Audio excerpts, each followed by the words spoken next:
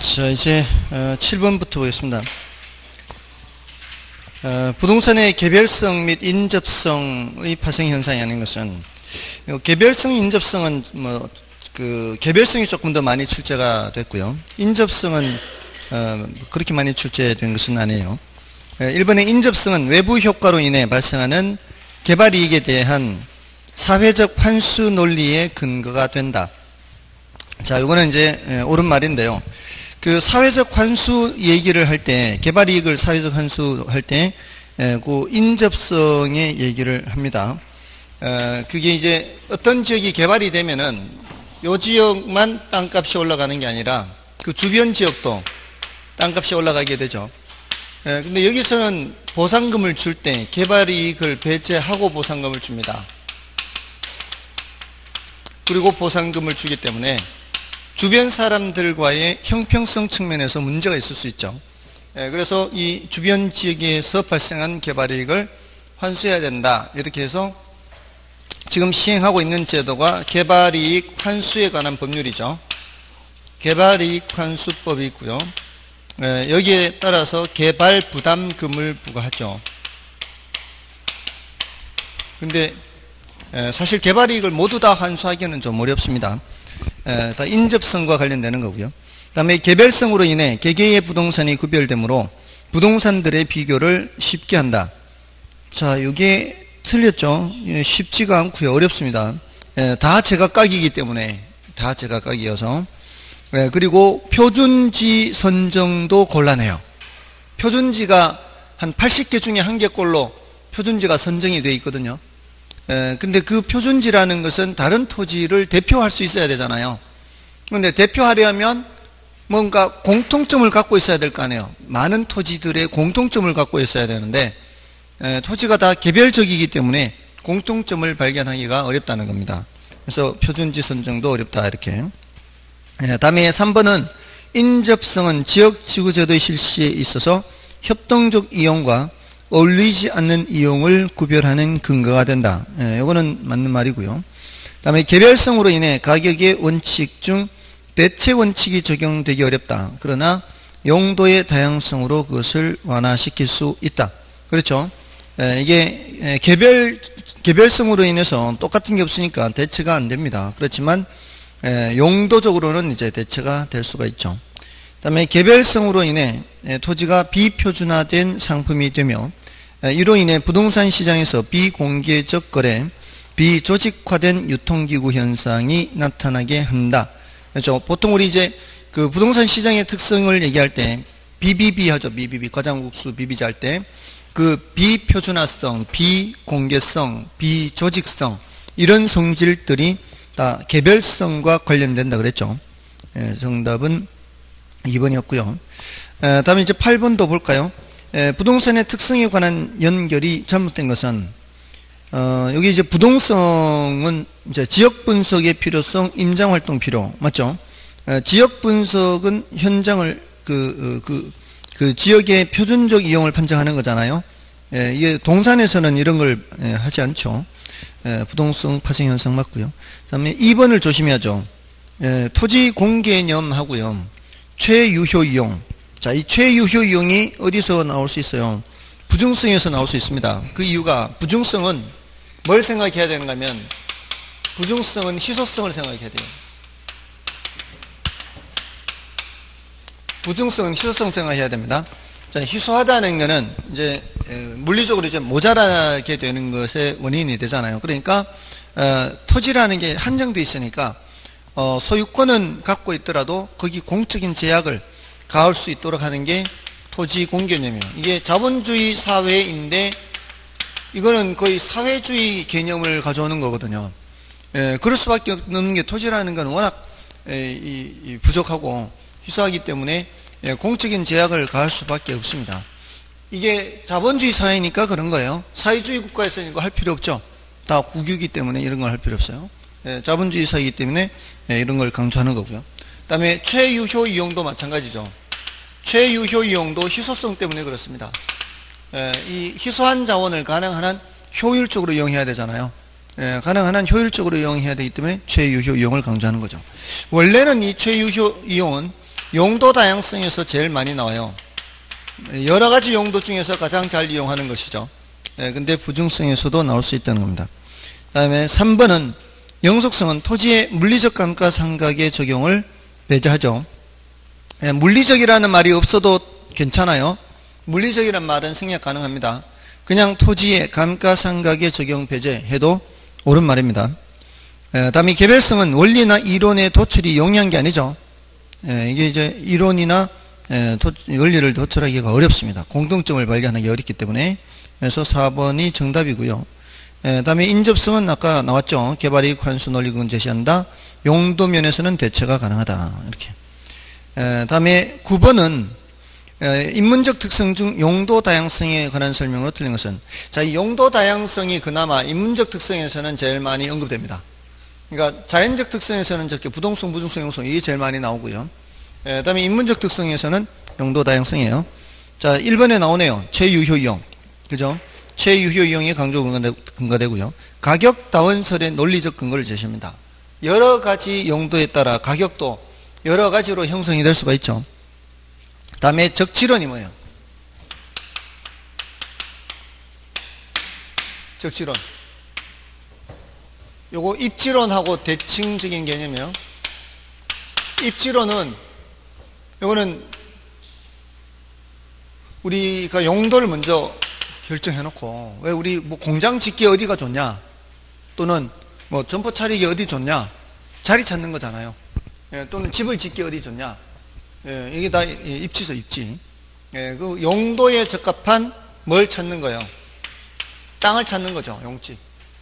지난번에 우리나라에서 전 세계에서 전 세계적으로 그 명당짜리 3개 중에 한 개 우리나라에 있다고 말씀드렸었나요?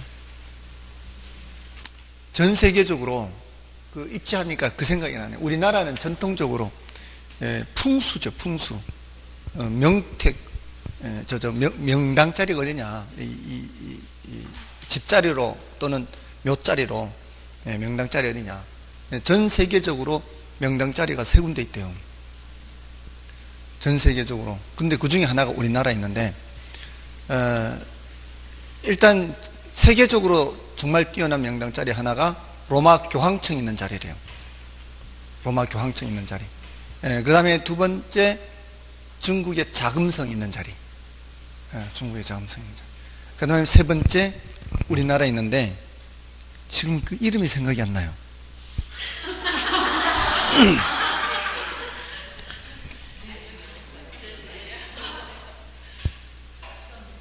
다음에 할게요.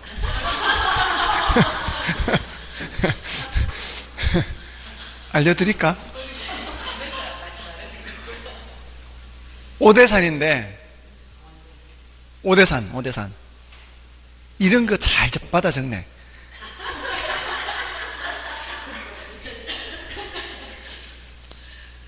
오대산에 그게 상원사인가요? 상원사, 오대산 상원사 절. 그 상원사에서 좀 걸어 올라가야 되는데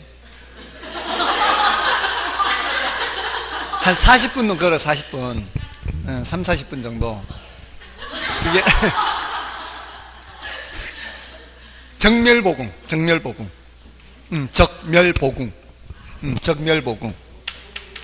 그 사람들이 자꾸 생각이 안 나게 하니까 안 되잖아, 이게. 정멸보궁. 여기 이제 부처님의 진신사례가 여기 있다 그러던가. 하여튼, 그런 곳이래요. 자, 아무튼, 여기가 그 전 세계, 지금 들은 얘기야. 뭐 믿지는 말고요. 제가 연구해서 한다면 모를까. 저도 들은 얘기라서. 아무튼, 그렇게 있는데, 우리나라는 전통적으로 이제 풍수죠, 풍수. 다 입지잖아요, 입지. 우리는 근데 묘자리가 많죠, 묘자리가. 용지.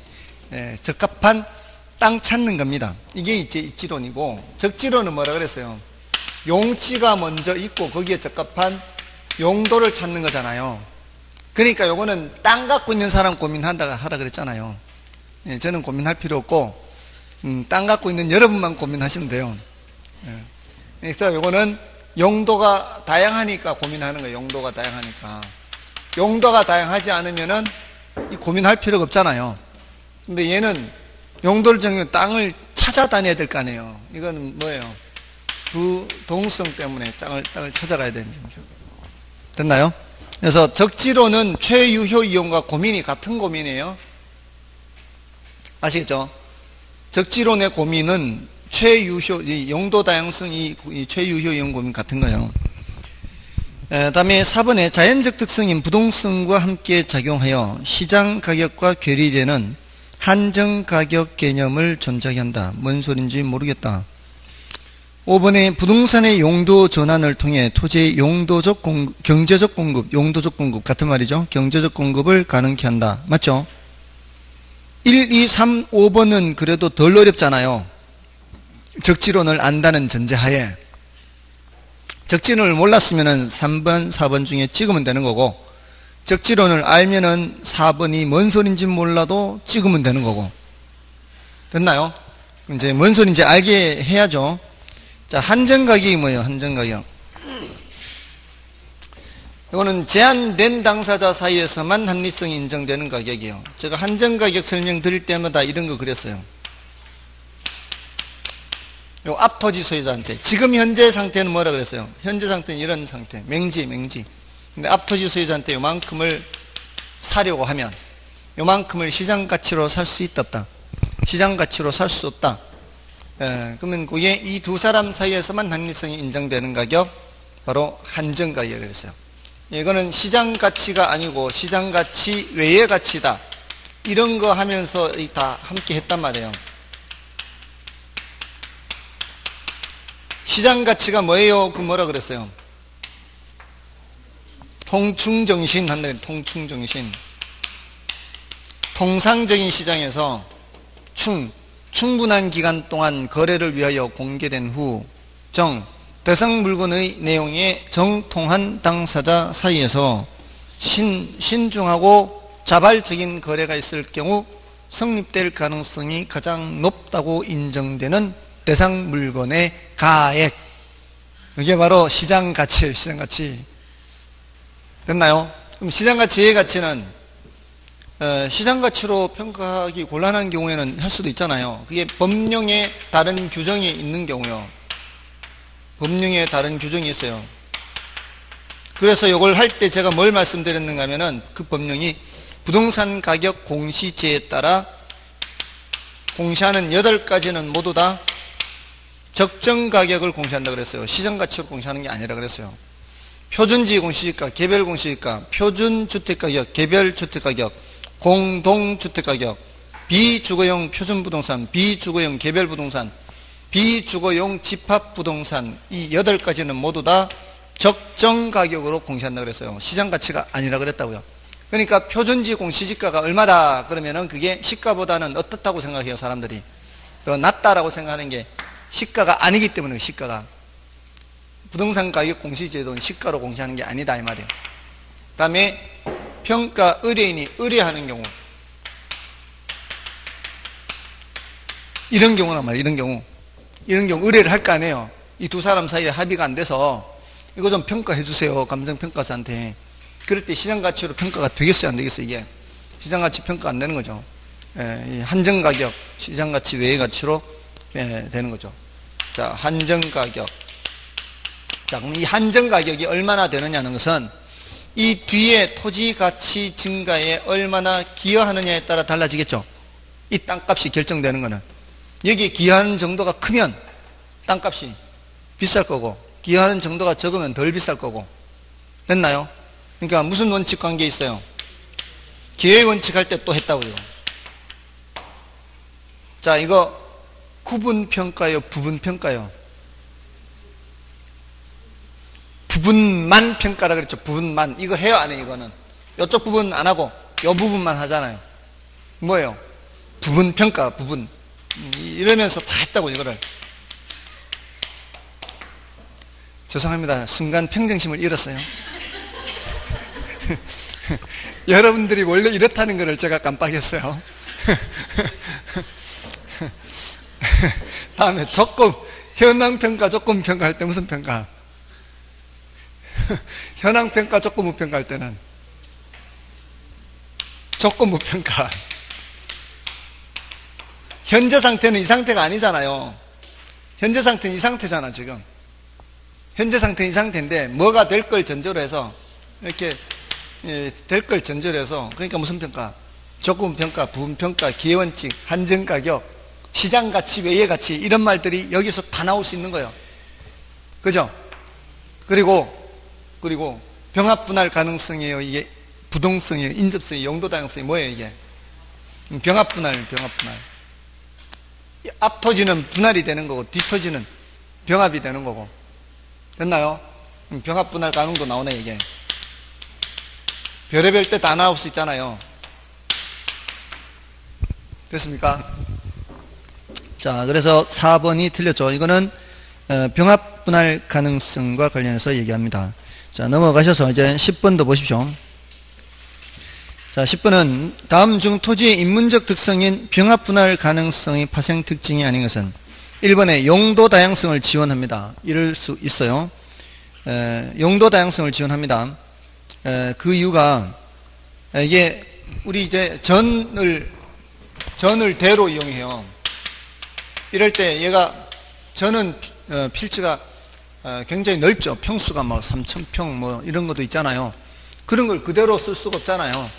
그럼 어떻게 분할을 해서 쓰거나 아니면 그 달동네 주택이 이제 재건축, 재개발돼서 아파트 단지가 들어서면은 아파트 단지는 필지가 몇 개로 돼버려요. 한 개로 돼버리잖아요. 그럼 병합을 해야죠. 병합을 하거나 분할을 해서 다른 용도로 바꾸는 거죠. 다른 용도로 바꾸더라도. 그러니까 용도 다양성을 지원한다 그러는 거죠. 병합 또는 분할을 해서 용도를 바꾸는 거니까. 그 다음에 가격 다원설의 이론적 근거가 되는 것은 이거는 용도 다양성이잖아요. 여기 아니죠. 그 다음에 3번에 규모의 경제 혹은 규모의 불경제가 일어나게 한다. 규모의 경제하면 뭐예요? 규모가 커지면서 평균 비용이 하락하는 현상을 말하죠. 그러니까 이런 단어가 나오면 우리가 이제 그냥 그 일반인으로 이렇게 하는 게 아니라 이제 전문가로서 이제 공인중개사 전문가로서 시험 공부를 하는 거잖아요. 그러니까 규모의 경제 그냥 한 귀로 듣고 한 귀로 흘리는 게 아니라 이 내용을 이렇게 생각을 할 수 있도록 해야죠. 규모가 커지면서 뭐가 떨어져요? 평균 비용이 떨어지잖아요. 여기서 멈추면 안 되고 이렇게 되면 어떻게 제가 설명을 드렸는가 하면은 기업이 규모를 늘릴수록 유리할 수 있잖아요. 그러면 어떤 기업이 규모를 왕창 늘려서 단가를 낮춰서 이거를 시장에 풀어버리면 다른 기업들 다 죽여버릴 수 있죠. 그러면서 그 기업만 뭐가 돼요? 독점을 한 독점. 이걸 자연 독점을 한다고요. 자연 독점. 이렇게 일단 독점이 되면 어떻게 해요? 생산량을 줄이면서 가격을 올려서 독점 이윤을 얻으려고 한다고요. 이게 시장 실패 원인이 되는 거죠. 맞나요? 시장 실패 원인. 그러니까 규모의 경제는 간접적으로 이렇게 시장 실패와 관련이 될 수 있다. 이런 것까지 함께 기억하시면 더 좋겠죠. 자, 그래서 규모의 경제 혹은 규모의 불경제. 규모의 불경제는 규모가 커지면서 이런 비용이 증가하는 걸 말해요. 그래서 맞고요.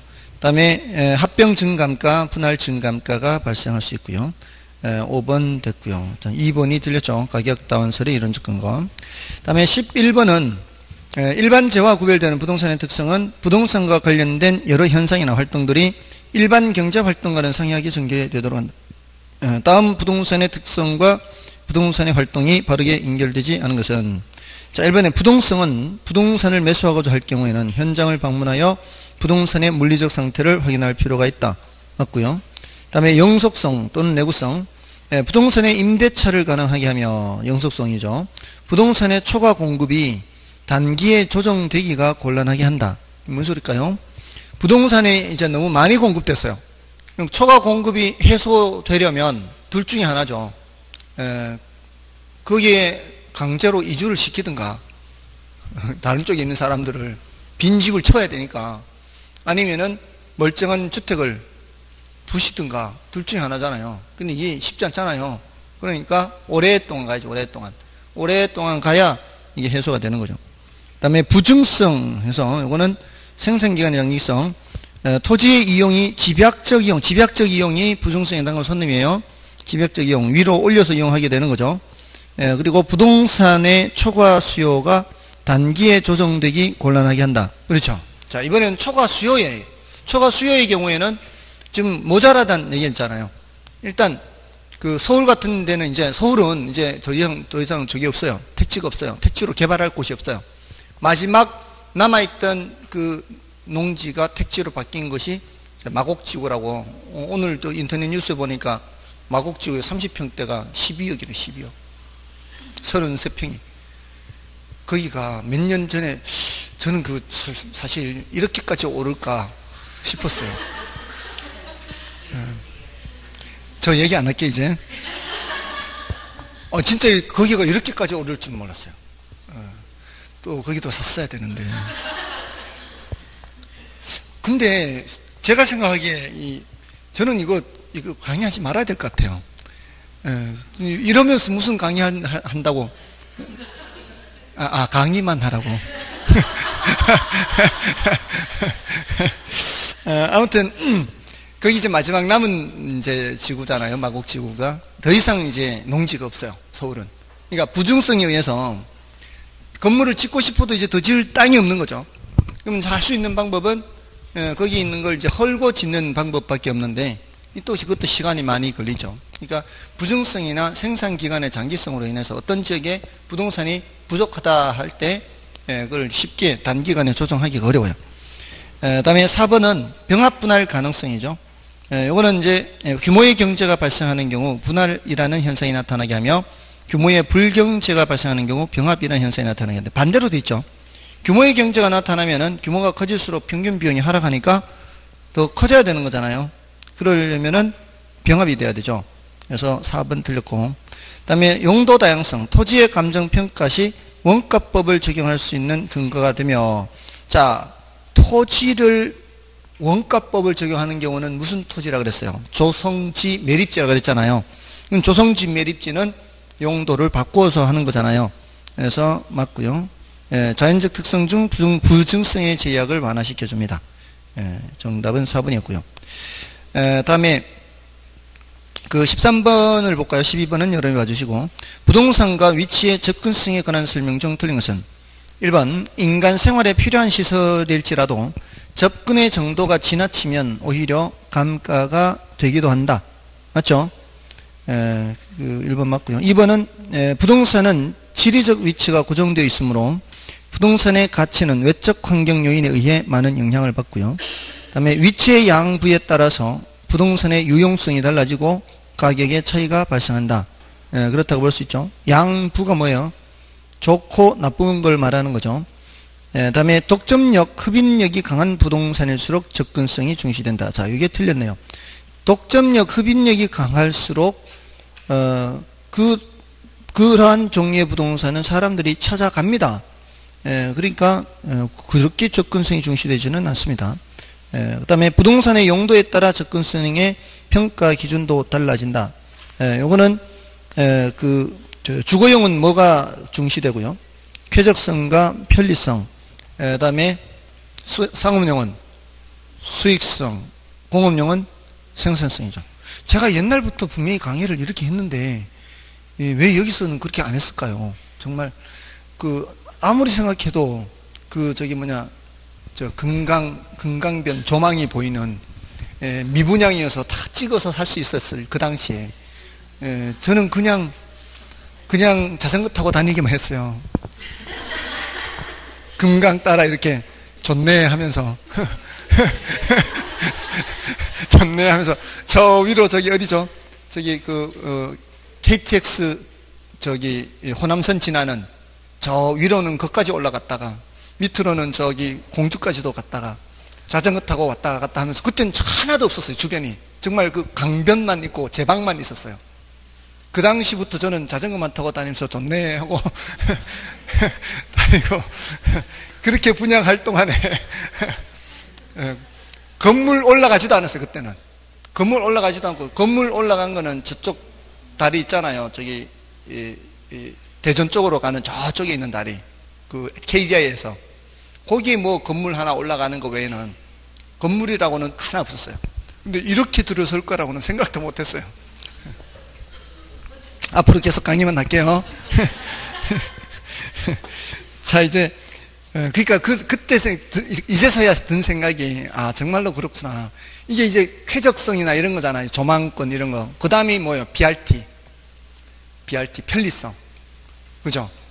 제가 이제 편리하잖아요, 이 BRT. 근데 저희 집이 BRT에서 내려서 15분 걸어가야 되거든요. 근데 이제 그 당시에도 운동 삼아 좋네 하고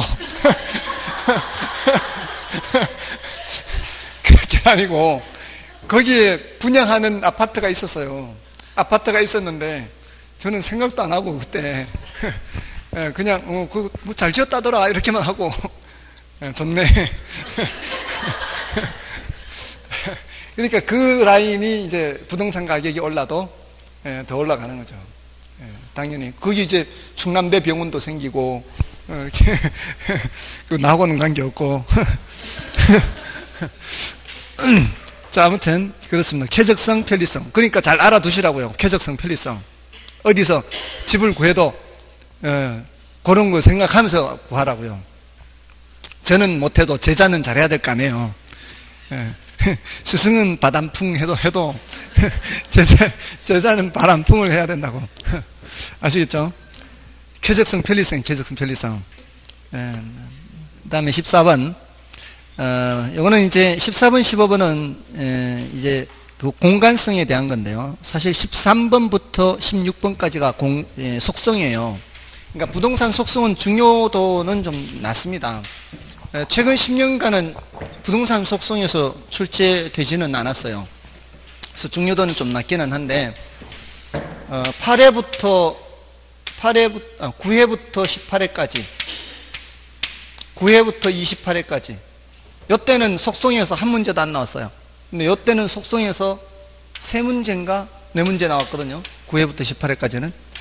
그러니까 너무 오랫동안 너무 안 나온 거잖아요. 그러니까 좀 주의를 할 필요가 있다 이 생각이 드는 거예요. 너무 오랫동안 너무 안 나오니까. 근데 그 중에 13번은 위치성이고 14번, 15번은 공간성이에요. 그래서 그 14번, 15번이 조금은 더 중요하다고 볼 수 있어요. 그래서 14번, 15번을 좀 보겠습니다. 부동산학의 관점에서 토지 소유권을 입체적으로 파악하는 경우 그 공간적 범위에 관한 설명 중 틀린 것은 1번에 토지 소유권이 정당한 이익이 미치는 범위 내에서 상하에 미친다고 하는 민법 212조의 규정은 추상적 개념으로서 시대나 장소에 따라 구체적 범위가 달라질 수 있는 개념이다. 맞죠? 이거는 추상적이죠. 그 정당한 이익이라는 게 과연 어디까지가 정당한 이익이 미치느냐. 그건 추상적이죠. 그래서 시대나 장소에 따라 범위가 달라질 수 있고요. 최종적으로는 어디서 판단하기도 해요? 최종적으로는 법원에서 판단하기도 합니다. 다음에 부동산의 가치를 공간으로부터 창출되는 기대이익의 현재 가치로 한다면 이는 부동산을 물리적, 경제적, 법률적, 재측면의 복합적 측면에서 파악한 것이다. 맞죠? 어느 한쪽에서만 보는 거 아니에요. 왜냐하면 우리 그 공중공간, 수평공간, 지하공간 또는 지중공간 이렇게 하잖아요. 이런 건 물리적인 측면에서 살펴보는 거지만 여기서 끝나는 게 아니죠. 여기서 끝나지 않고 여기는 공중권을 보고요. 여기는 지표권을 보고 여기는 지하권을 보잖아요. 어떤 측면도 봐요? 권리 측면도 보잖아요. 이게 뭐예요? 법적인 측면이죠. 그러니까 우리 상업지역, 주거지역 할 때 상업지역은 상하로 이용할 수 있는 범위가 높잖아요. 근데 주거지역은 좀 더 좁아지잖아요. 이 권리가 미치는 범위가 다르다고요.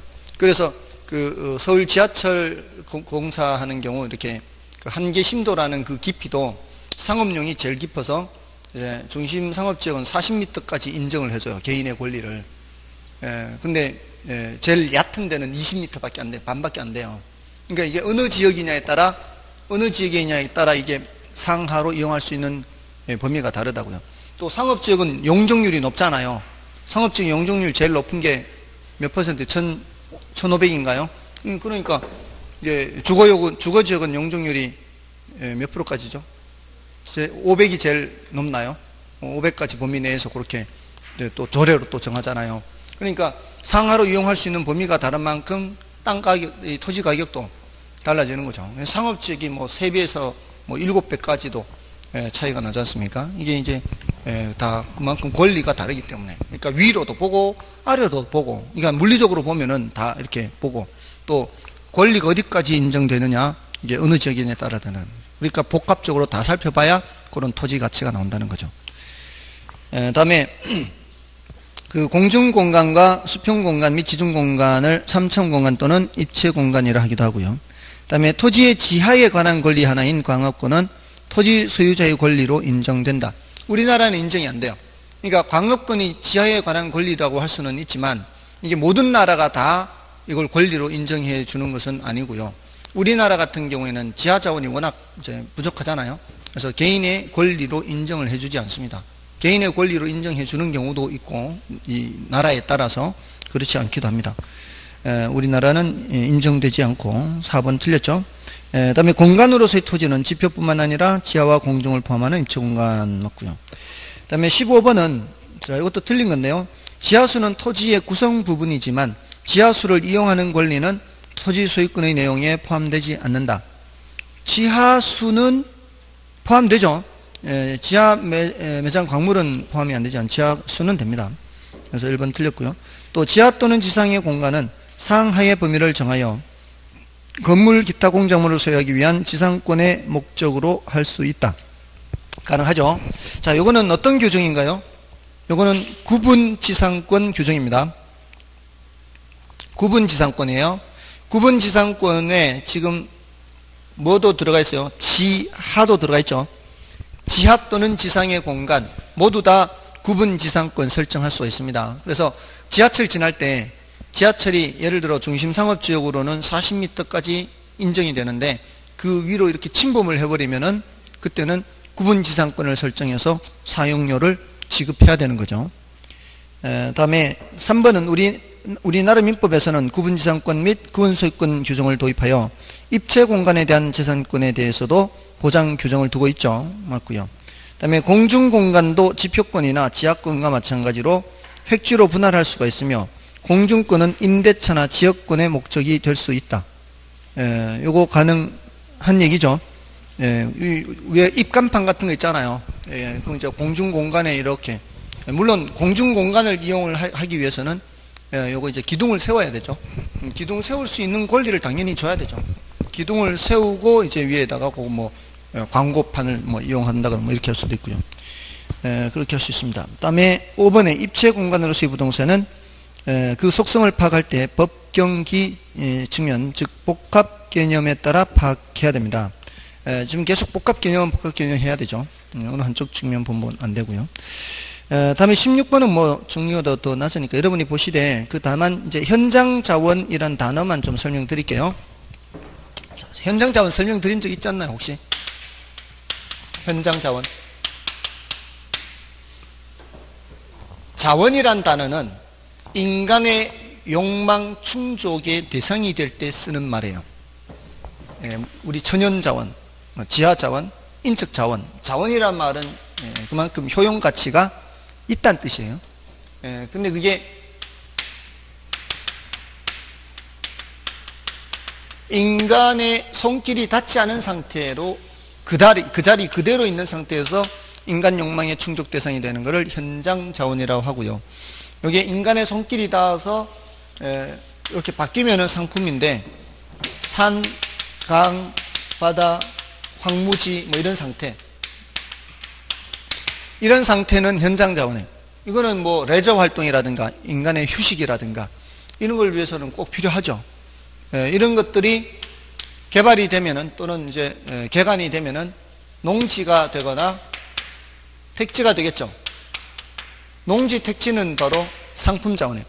농지를 현장 자원이라고 하면 안 돼요. 농지는 개간을 했잖아요. 사람의 손길이 닿았잖아요. 이러면은 그는 상품 자원이에요. 근데 이제 일단 한번 이쪽으로 가버리면 다시 회복하기가 좀 어렵죠. 물론 인위적으로 회복하기도 해요. 지리산 무슨 마을은 이렇게 정부에서 수용을 해서 거기를 이제 조림하고 해서 다시 이제 회복시키는 거예요. 그런 동네 있어요. 지리산에. 그걸 다 이제 수용을 해가지고. 예? 무슨 마을?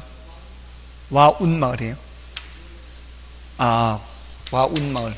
구름이 누워있다. 이름 이쁘네요. 예, 그 마을을 다 이렇게 다시 복원을 해, 자연 복원. 예, 근데 이제 어렵죠, 그게 사실. 그러니까 여기서 이쪽으로 가기는 쉬운데 돌아오기는 어렵잖아요. 그래서 이거를 또 비가역성이라 그래요, 비가역성. 그리고 가기만 하고 돌아오기가 어려우니까 희소성이 점점 어떻게 해요? 희소성이 점점 증가하죠. 이런 자원에 대한 희소성이 점점 증가해요.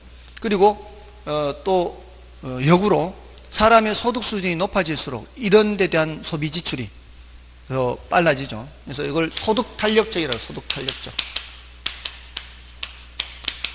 소득 탄력적이라는 얘기는 소득 탄력성이 1보다 크다는 얘기예요. 소득 탄력성이 1보다 크다는 거는 그거는 사치제라는 뜻이, 사치제. 이런 거 찾는 건 사실 사치다 이 말이죠, 사치. 맞죠? 먹고 살기 힘들 때는 못 가잖아, 이런데. 먹고 살기 힘들 때는 못 가잖아요. 근데 먹고 살만 하니까 가는 거죠. 고등학교 때 우리도 피서 갑시다 했다가 터질 뻔했어요.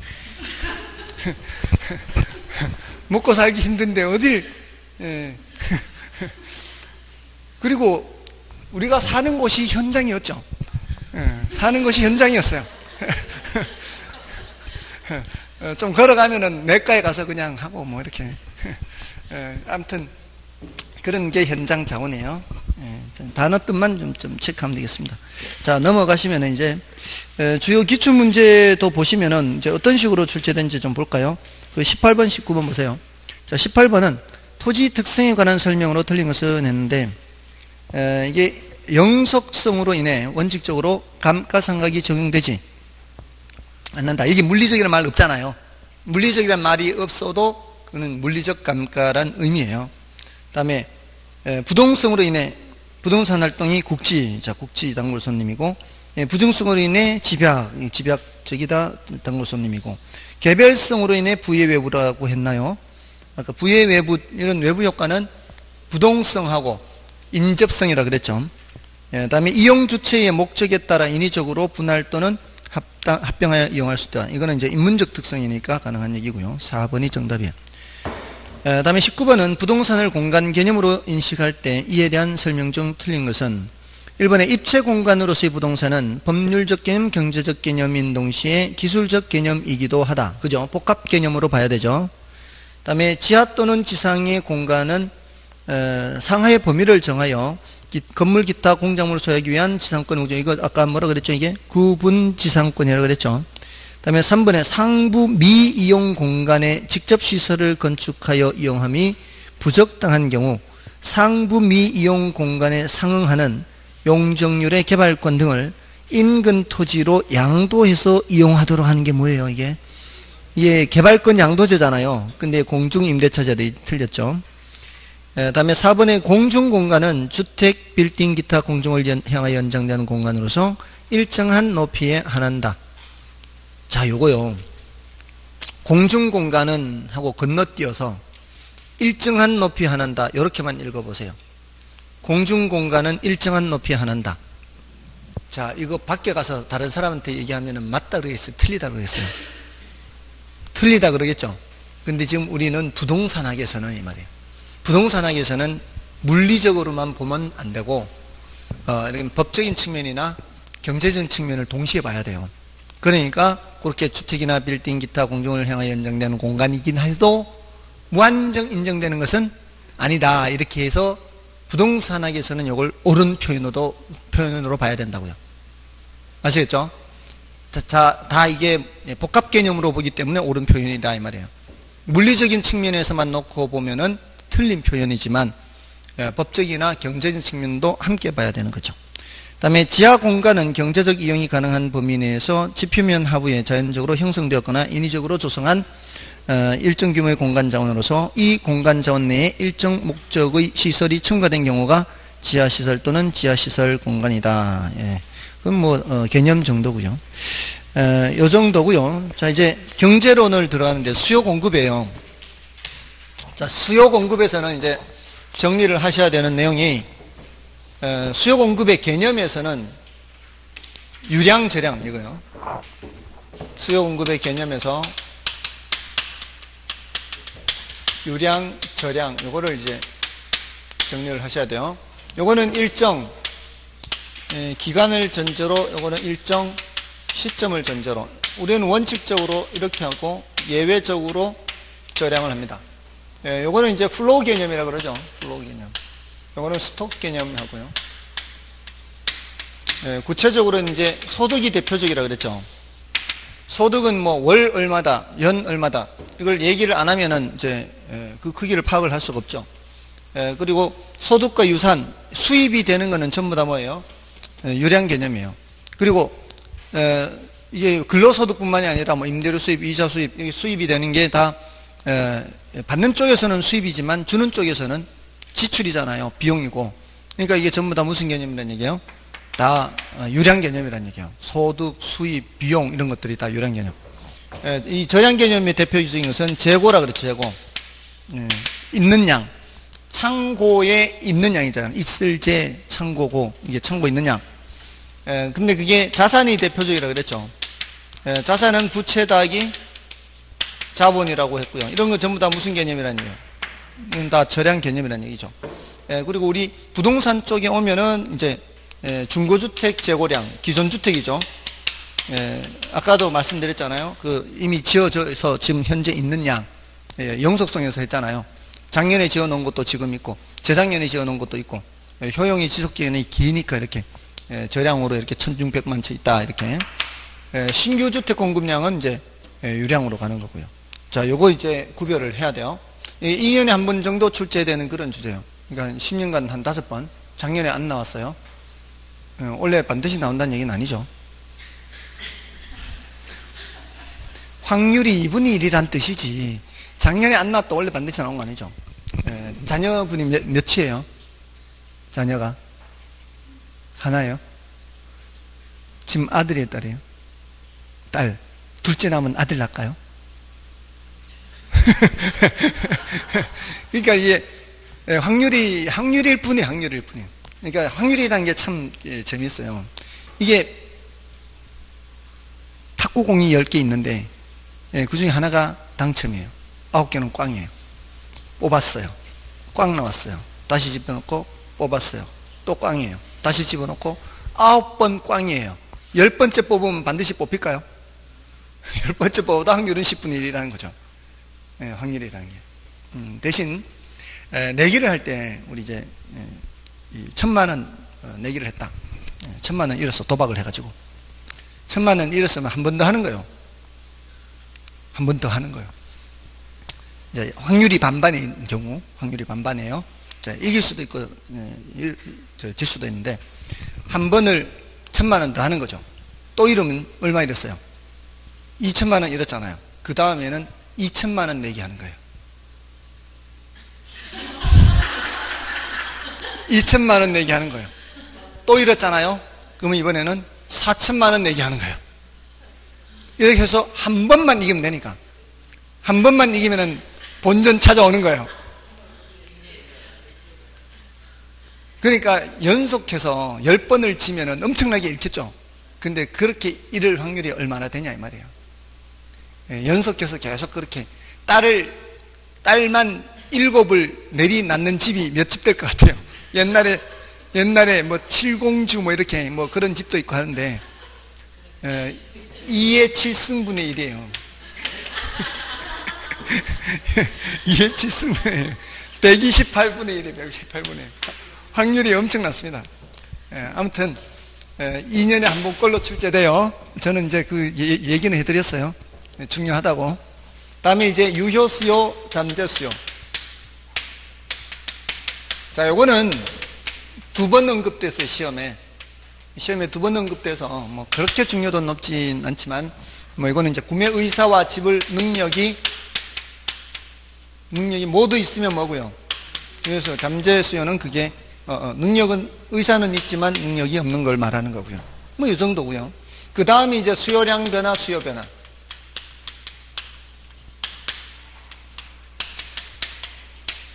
공급량 변화, 공급 변화. 이제 이걸 이제 체크를 해야 돼요.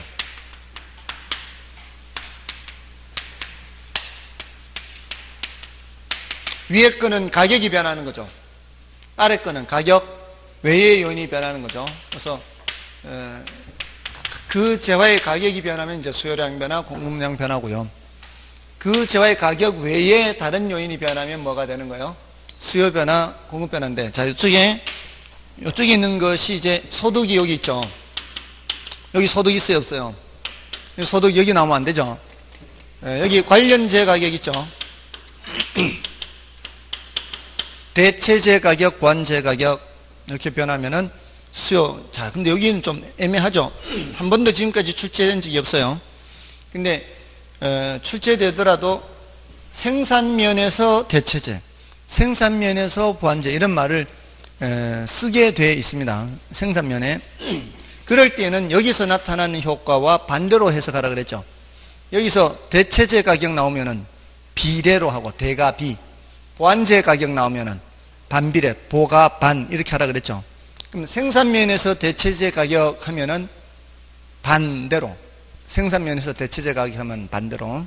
근데 생산면에서 보완재 가격 하면은 비례, 이때는 이제 비례로.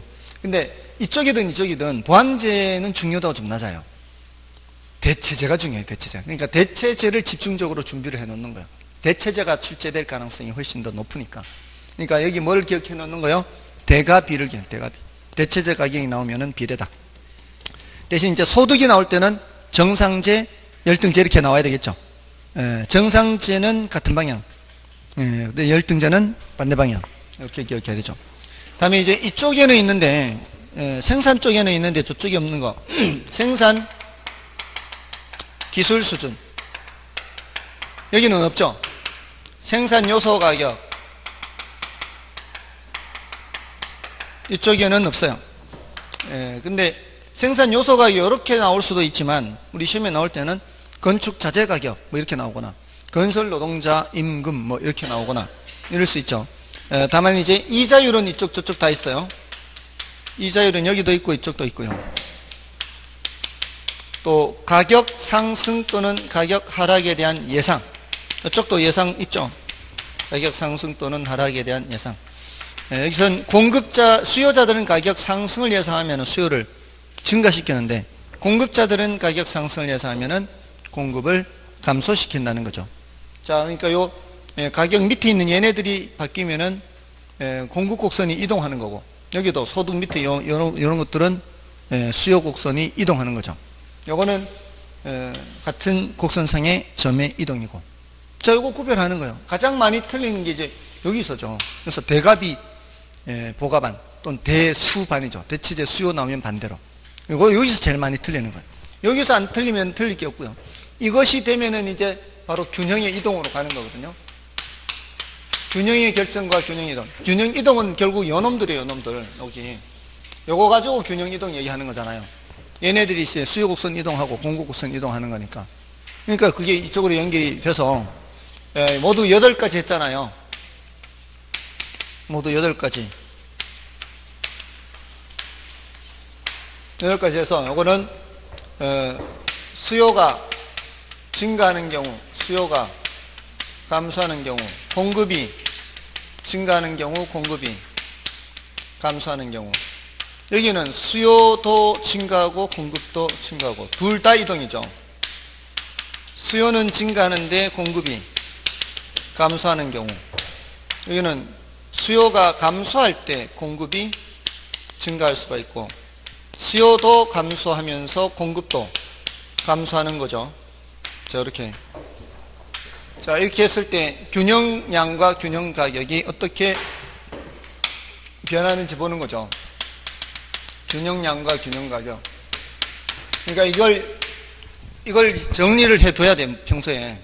정리를 해둬서 수요의 경우는 수요가 증가하면은 이게 다 같은 방향이라고 그랬잖아요. 상승, 증가 이렇게가. 수요가 감소할 때는 균형량 감소, 균형 가격 하락. 공급이 증가할 때는 이 균형량은 얘 따라가는데 균형 가격은 바뀐다 그랬잖아요. 이렇게. 공급이 감소하면은 요거는 감소하는데 여기는 증가 이렇게. 둘 다 증가하면은 균형량은 반드시 증가하죠. 왜냐하면 둘 다 오른쪽으로 하는 거기 때문에 균형량은 반드시 증가합니다. 근데 누가 더 많이 증가하느냐에 따라 균형가격은 어떻게 될지 알 수 없다가 되고요. 이거는 뭐를 알 수가 없어요. 균형량을 알 수가 없고요.